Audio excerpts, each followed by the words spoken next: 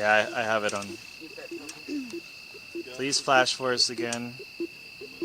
Oh, that was a nice power up. You got that, John? Yeah, that was awesome. Maybe it'll do it again. Thank you. Third again. Yeah, thank you.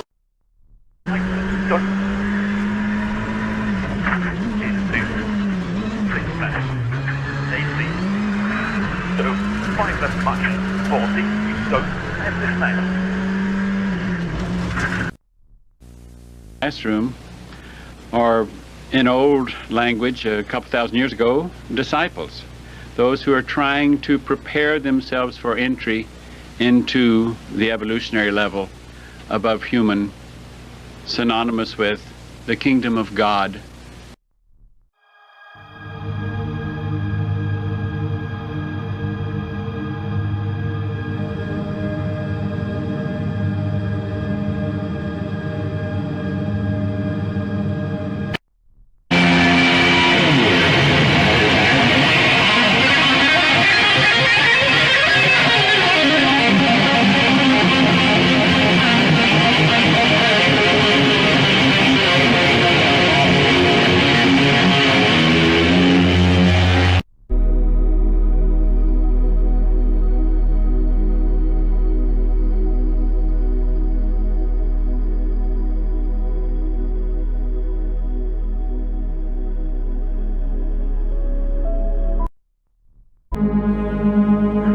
Oh my gosh.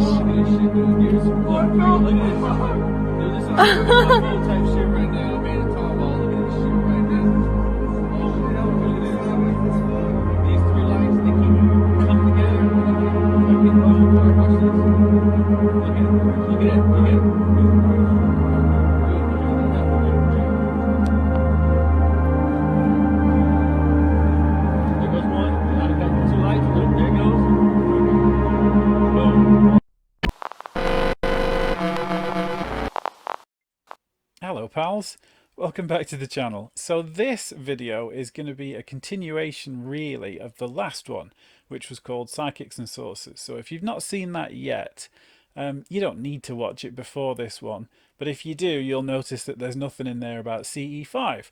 And so I figured that deserved its own deep dive, and here it is. So, CE5, Close Encounters of the Fifth Kind, or Human-Initiated Contact with the Phenomena, is a very interesting topic. And I wanted to not just cover it, but cover some of the associated phenomena that go with it, perhaps a little bit of the science that goes with it, and then some good spooky speculation. So let's start with what it is. So CE5 is the action usually associated with meditating and then using your thought and consciousness to call in craft, lights, balls of plasma and other unexplainable phenomena using your mind as a beacon, if you like. So certainly in the modern field of ufology, this is most associated with Dr. Stephen Greer, who did some fantastic early work in ufology and is responsible for the Disclosure Project, but now focuses a great deal of his time on what he calls CE5. But he wasn't the first. In the 70s, Sixto Pax Wells and Mission Rama also used to get groups together, meditate and sing and try and vector in UFOs. And this has also been done all the way into prehistory by various indigenous groups around the world. I'm actually very lucky that I'm going to meet Sixto Pax Wells at a convention in October, but there's going to be more to that coming in future videos and updates. Here's a clip from them in the 70s practicing what we now know as CE5. Con miras al contacto con seres extraterrestres. Y luego va descendiendo y después desaparece. Nuestro camarógrafo registró también luces de diversos colores y movimientos erráticos. Para Sixto Paz, una demostración de que el contacto existe.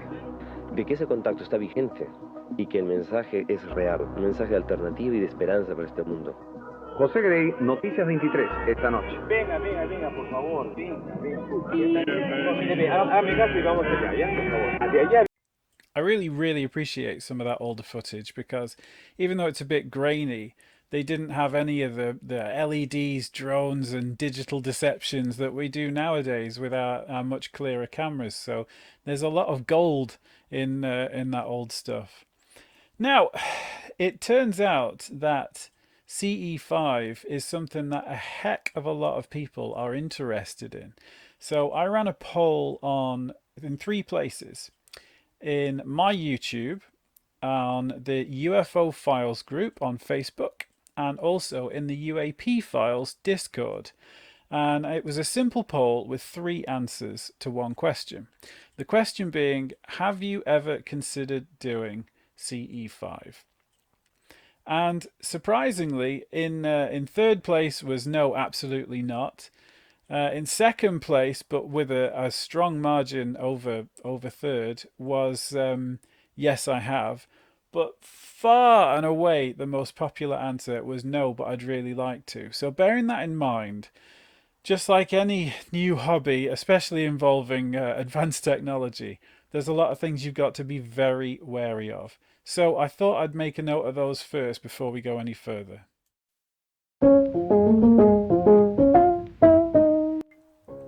So you'll see in lots of CE5 videos, including this one here, the use of a laser pointer. Now, what people tend to do is once they've meditated, once they start to see something weird in the sky, they'll whip out a laser pointer and try and signal to it and vector it in on their position. Often sort of circling it or sometimes pointing directly at it. Don't do this. Firstly, it's illegal. Secondly, it's incredibly dangerous. So have a look at this clip here. This was, and I don't mean in any way to pick on this person. It was an accident, but accidents can injure people. This was submitted to the UAP Files podcast as an anomalous triangular craft which appeared during a CE5 session. If you look underneath it, that's got a red light on one side, a green light on the other, and white on the nose and tail, which is FAA, which means that's an aeroplane. So it's either a military plane messing with them, but in reality it's probably just a passenger plane that's stacking, ready to land. If you shine a green laser at the pilot, they are going to be dazzled. Worst case, they're going to be injured, or maybe you're shining a laser at an NHI, and if you're very unlucky, you might get one back. So don't do that.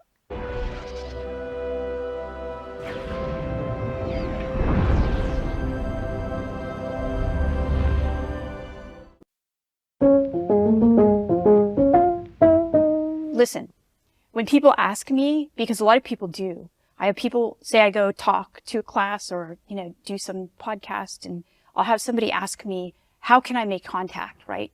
And I don't recommend that at all. Yeah, right. Right, especially not in some sort of recreational, like it's fun or whatever, like good luck. Yeah, I don't recommend it. It's dangerous. I think if it happens, it'll happen when you least expect it. And you should reality is set up the way it is for a reason.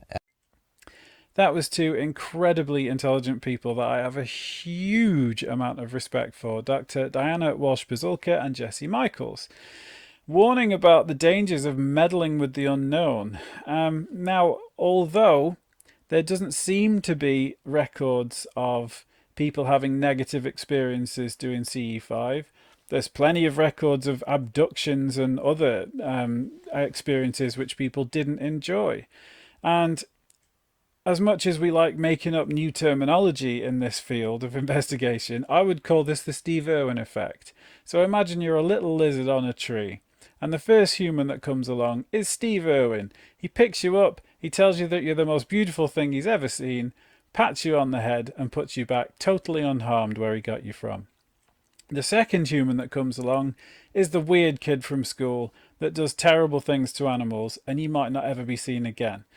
Again, like I said, there's no record of that happening, but you are rolling the dice with the unknown every time you contact something beyond your understanding.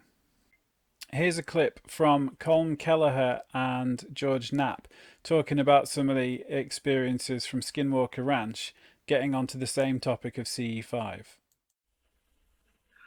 Well, I think it's worth a try. You know, I had a chance to interview some guys who they are sort of like the prophet Yahweh. It's this guy who 20 years ago said he could call in UFOs, and he'd go out and meditate and try to draw things in, and sometimes it worked, and sometimes it didn't. There's a group of fellows that I know who have tried this, picked up the mantle, and have had some amazing experiences that they've videotaped.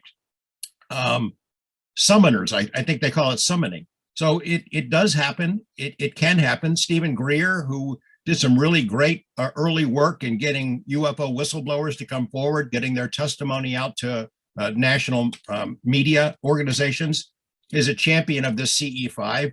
He charges a lot of money for people to go out into the desert with him and call in flying saucers. A lot of people are put off by how expensive it gets and where the money goes, especially since it looks like people can do this on their own without paying Stephen Greer to do it. I don't know if it really works, but what the heck, I say it's worth giving it a try. Colin, you have any thoughts on it? Yeah, I would agree. I think it's worth, attempting it. I know that it's been attempted in multiple places. There's been large programs in South America associated with summoning UFOs, and from the reports that I've seen, mostly not scientific reports, but books and magazine articles, that there does seem to be a level of success. But I would inject a note of caution into this: is be careful what you actually summon. And it could be that these objects come in all shapes and sizes, and like we've said for the last hour or so, we don't know what the agenda of these objects are. I mean, it could be some have a benign agenda, and it could be that some have not a benign agenda. So I would inject a note of caution. I personally would not do that because I have too much respect and caution regarding this phenomena because we know too little about this phenomenon. And it's a case of be careful what you wish for. Yeah, I feel exactly the same. I've been told, Kurt, look into it and perform it. I'm not going to, at least not anytime soon, because it's playing with fire. It's worse than playing with fire. When I was speaking to Tom DeLong, he expressed similar sentiments, saying that you don't know what you're dealing with, and it could be extremely, extremely dangerous. So I'm of that same opinion. Yeah, I mean, I kind of liken it to, I mean, if you summon anything without careful sort of training and all of that, you really are opening yourself up. I would say the same goes for ayahuasca tourism, for example, and this whole idea of sort of going to somebody's place that you don't know who they are and taking a bunch of ayahuasca or DMT or any of the hallucinogenics. Again, it's be careful what you wish for.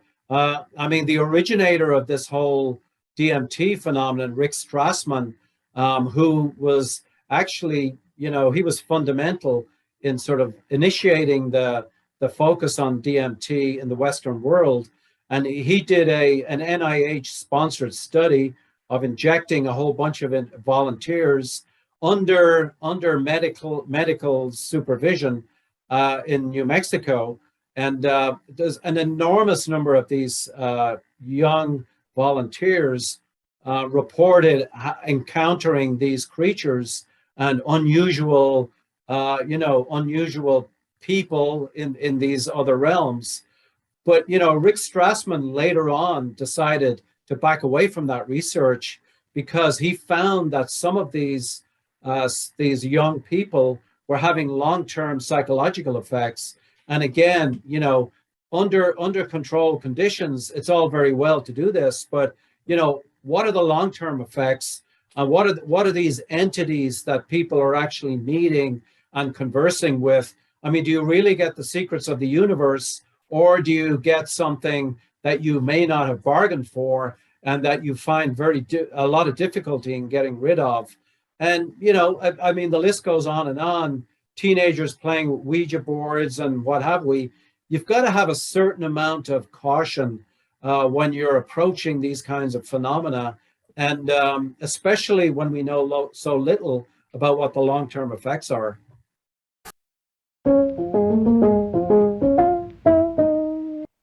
Okay, so this is a spicy subject, and I want to explain why. Yes, indigenous cultures, going back into prehistory, have used things like ayahuasca and DMT to contact other entities. That's well tracked, and it's being medically researched. DMT is formed naturally in your brain and seems to be the means by which your brain creates hallucinations or other forms of reality, if you like, are realized within the brain. That is a centuries old tradition when the indigenous people do it. And it's done under strict cultural guidelines and usually a lifetime of training. So this cultural appropriation that we do in modern times, whether it's calling yourself a Viking because you've got a beard and you drink IPA, or getting a tribal tattoo in the mid-90s, is no different than what seems to be going on now with people zipping off, not even to the Amazon, but just going to some pop-up guru's house in New York, taking a load of ayahuasca, and then the next thing you know, they're all over social media saying, oh, Mother Ayahuasca told me X, Y, and Z. You are not using the correct discipline and restraint required in order to understand your surroundings. I would think of it, if you want another painfully patronizing metaphor, if you get somebody that has not learned to play the guitar, you don't want to plug them into an amplifier like this to start off with. That thing can injure you, it can damage property. And if you plug somebody into it that hasn't got the control over their instrument, terrible things are going to happen. You start with something like that, which is pretty friendly, and if things get out of control, not too much can go wrong. Exactly the same applies to using hallucinogens. If you practice meditation, you then see visions and things like that, as many people report. And I personally feel, and this is very speculative, that when we interact with the phenomena, in lots of abduction or interaction cases, it seems to be that it takes elements from your memory or culturally appropriate images and figures and shows them to you to create an environment for your experience and your interaction so that you are comfortable, you sort of know the user interface, and you can have information transferred from one to the other. If you go and take a load of hallucinogens, to me, you're kind of, rather than allowing them to do the groundwork, you're kicking the door open on their side of things, and you're just open to a wild experience that you have no control over. So you're going to see things that you're unfamiliar with, things that are inappropriate for you to see, and you're not going to get the same tangible, useful information which is for you to see. It might be a hell of a great time, it might be a terrible time, but the point is it's not controlled. And if you're doing this seriously to try and understand and get some practical, pragmatic information, that is just not the way. He's right. Drug dealers are dorks. Don't even talk to them. Cowabunga! 39 to beam up. Thank you. These giddy farewell videos were recorded by the cultists, knowing they were about to commit mass suicide. They were brainwashed into believing Earth was about to be destroyed, and they had to board an alien spaceship that would transport them to a higher level of existence. Your only chance to survive or evacuate is to leave with us. Every day, millions of people ask, what is Scientology? Here's an idea. What if you just take a look? Now, none of the 36 people in the Heaven's Gate cult that ended up taking their lives were what we would consider crazy. They were normal people with normal lives and normal viewpoints, just like you and me. And mental health is much like substance abuse or alcoholism. Nobody thinks, oh yeah, I'm going to become an alcoholic. It's always one drink at a time. And the next thing you know, without looking over your shoulder, you're down a very, very dark road. And when you are rewiring your own view on the entire structure of reality, it can be just as dangerous. I would compare it to working on a plane's engines whilst it's in the air. You have to be very, very careful, very measured, and very grounded when you are reassessing reality, as you will be doing when you get deeper and deeper into investigating this phenomena. And it can have various unexpected and unpredictable effects on your mental health. Some people, the more that they unlock into the unknown, become incredibly arrogant and feel this sense of egotism and superiority over others. Other people can fall into total despair as everything that they took for granted seems to be shattering around them. The point is, you won't know until that starts to happen. And the best defense against that is joining things like a Discord group or sharing with friends or other people that you can talk to. I'm very lucky. I've got great friends that can keep me grounded. I've got my mum there that acts as my my lightning rod, my grounding, and I can bounce ideas off and theories and share it without internalizing and building up pressure or making wrong decisions impetuously. So that's why things like our Discord, and this is certainly not an advert for it, is such a healthy environment. The ability to communicate with others will avoid you making mistakes, and it will give you perspective the further that you progress your understanding, is all I'm trying to say.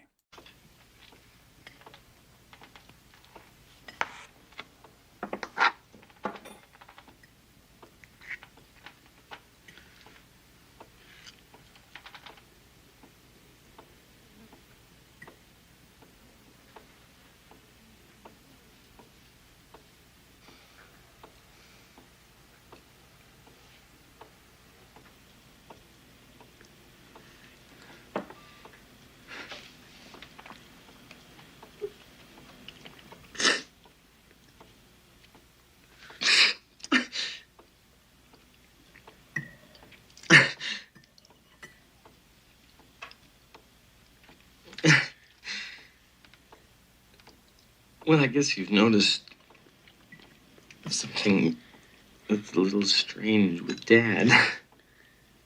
This episode of After School was written by Einzelgänger. Those who stand on tiptoes do not stand firmly. Those who rush ahead don't get very far. Those who try to outshine others dim their own light. Taoists have long observed that humans often act in counterproductive ways. We frequently force things only to discover that our efforts backfire. We try to improve the world, but then we observe that altering the natural way causes many new problems. Often, the more we strive for something, the more we seem to drift away from it. More calling Orson. Come in, Orson. More calling Orson. Come in, Orson.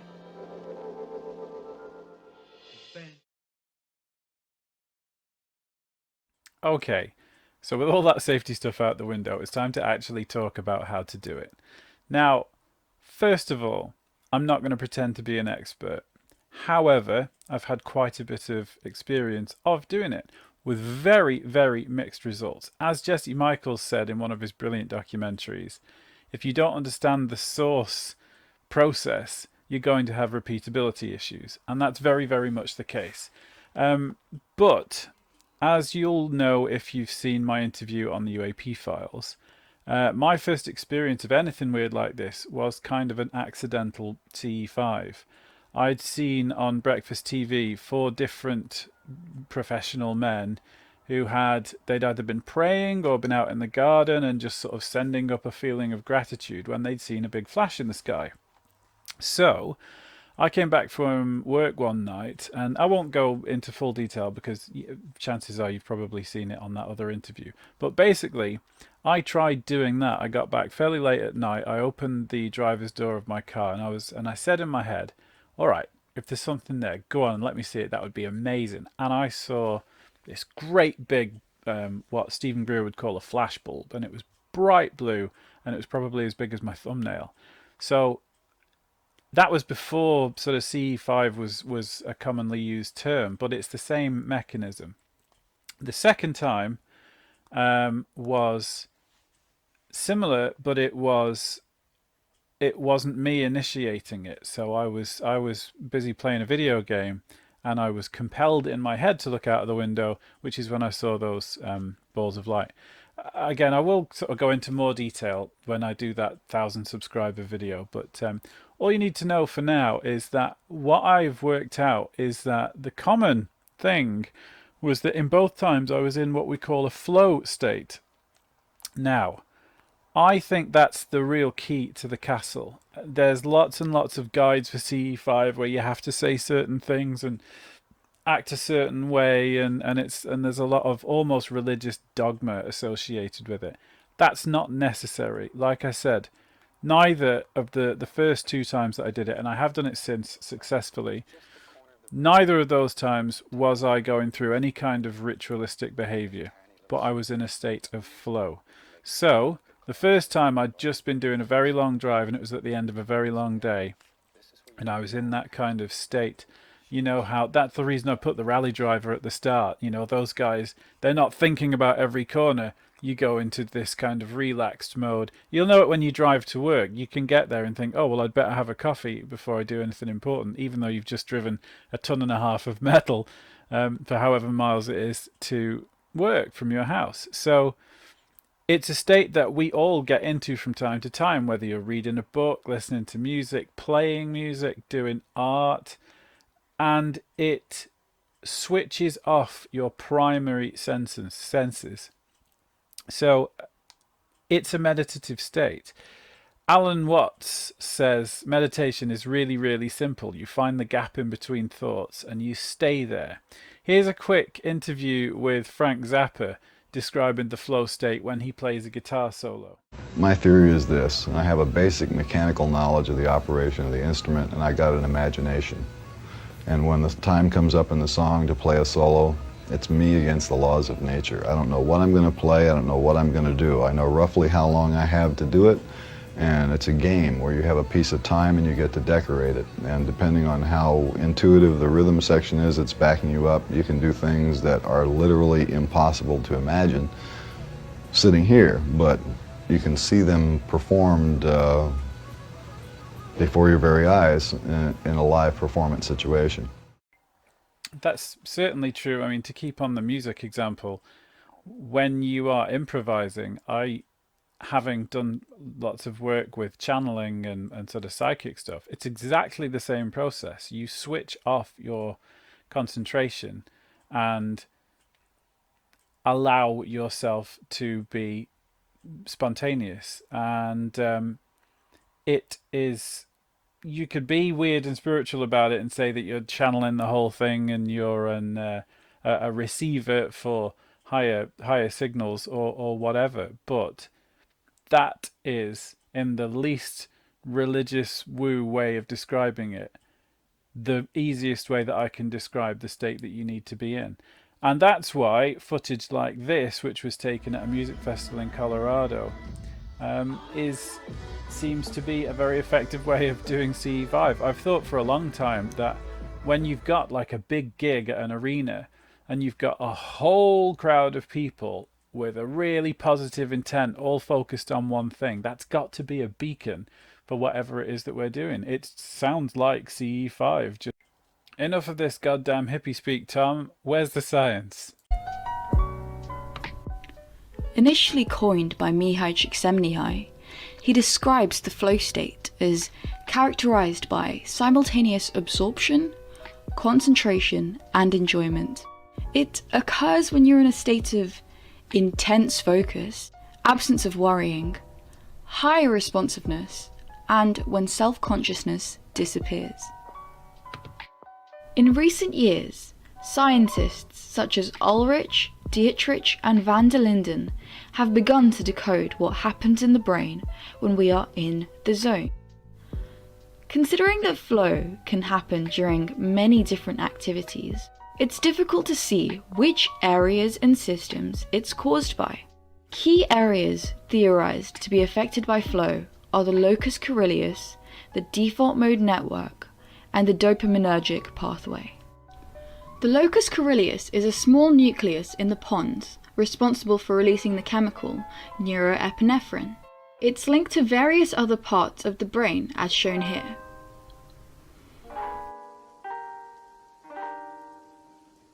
In the adaptive gain theory, the locus coeruleus neurons fire in two different states, phasic and tonic. The phasic state corresponds with focused, precise behavior and task-relevant decision-making. The tonic state is associated with fluctuating attention and distractibility, as shown on the Yerkes-Dodson curve.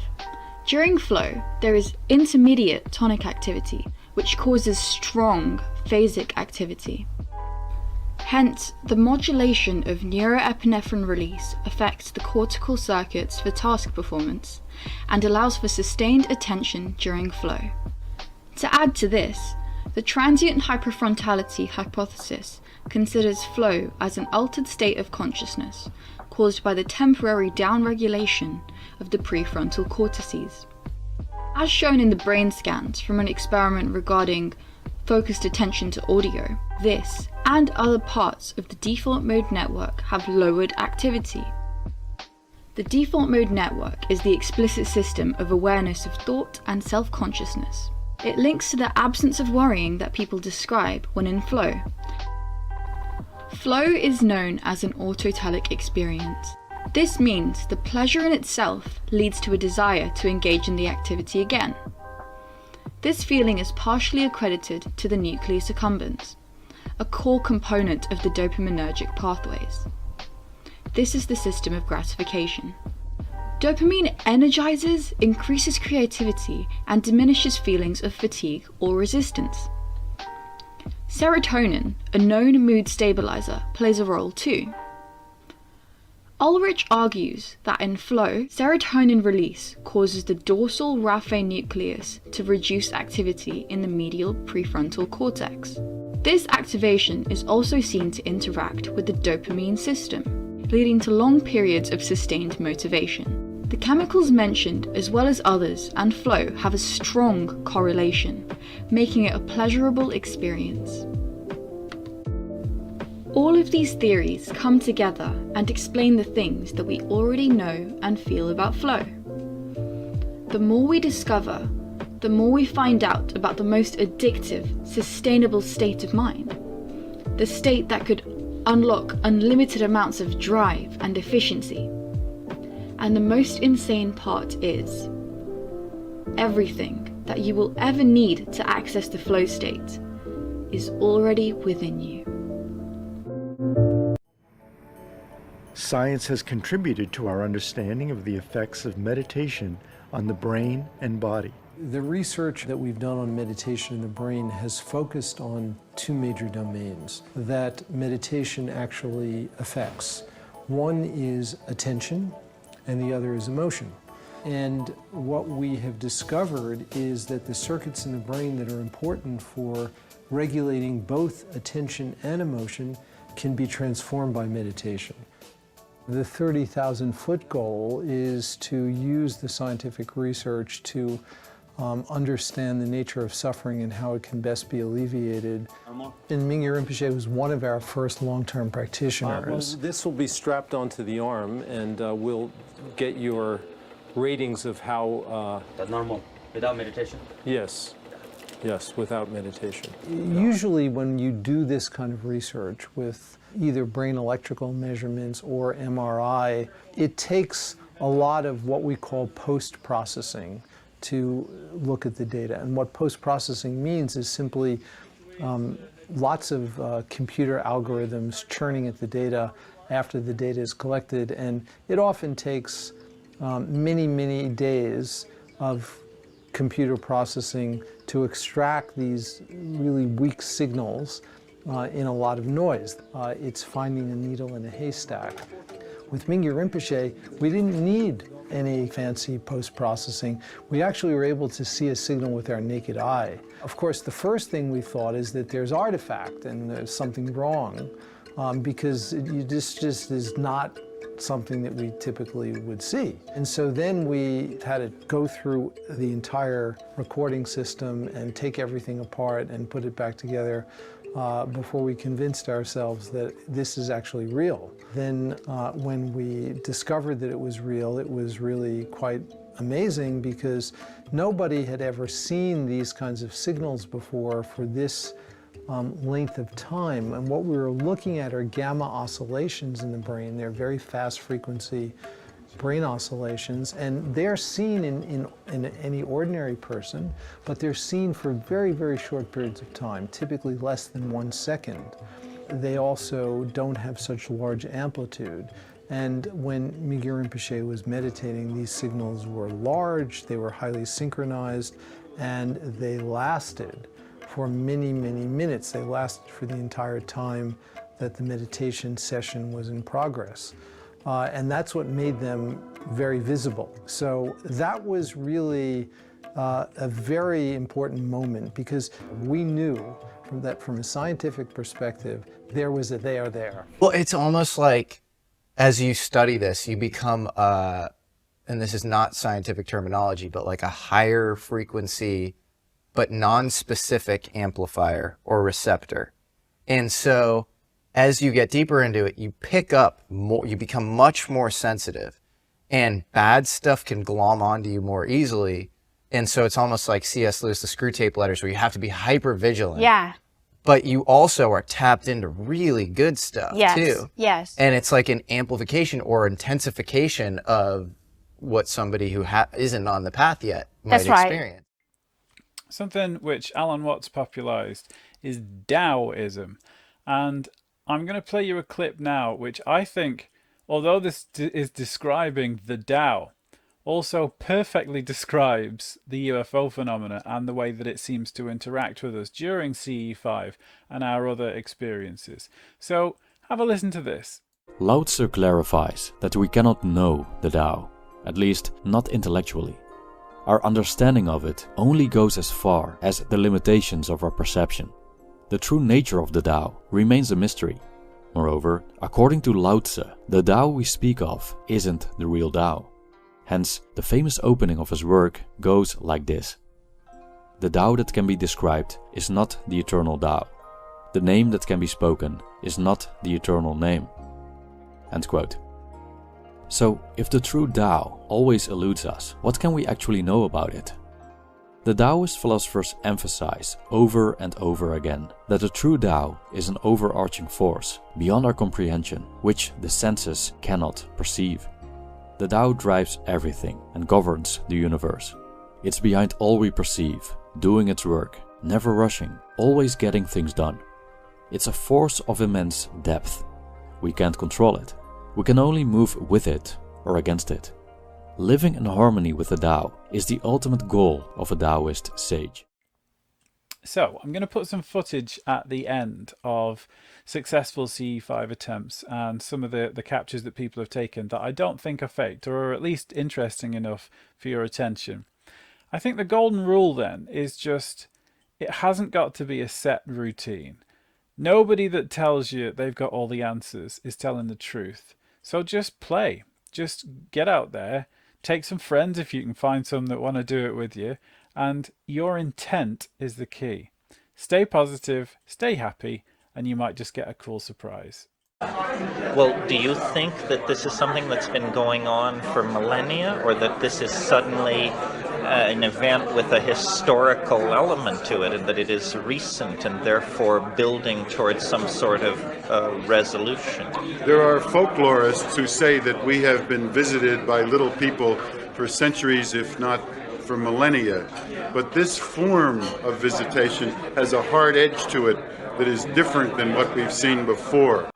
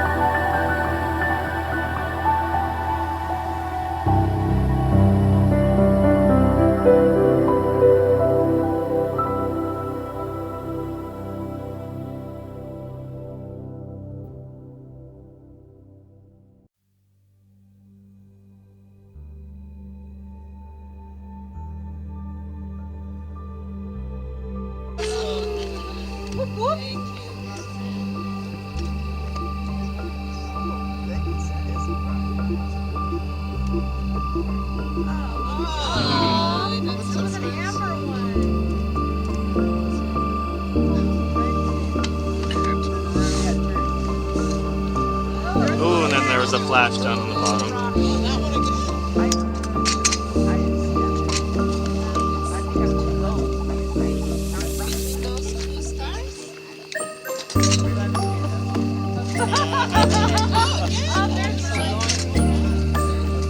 Can somebody point to where that one that was flashing or powering up before? There it is. Okay, I got it again. Thank you. Thank you. Oh, and there's the flash. There's another flash bulb. So we have a power up and a flash bulb going off at the same time. Two different. And you got them both? Mm-hmm. John.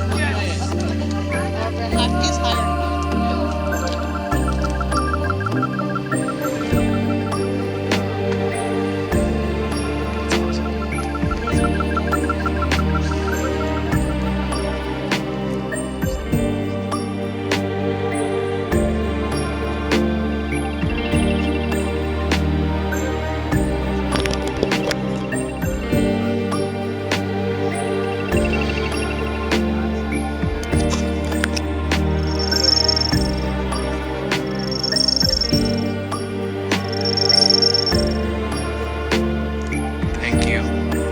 Thank you.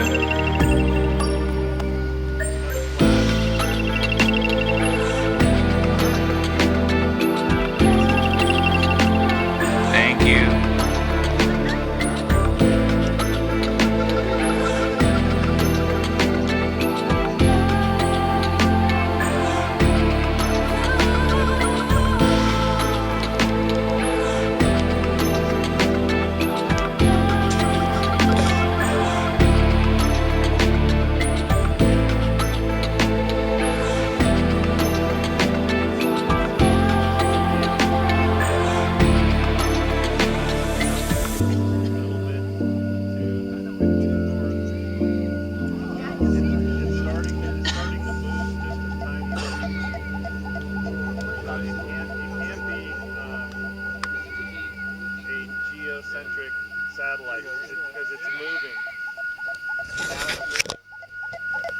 So it was stationary and now it's starting to move.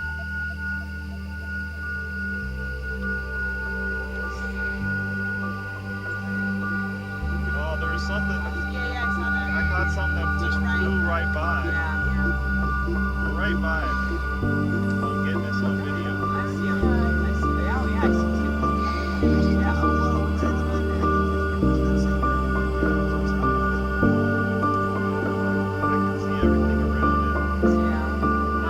It has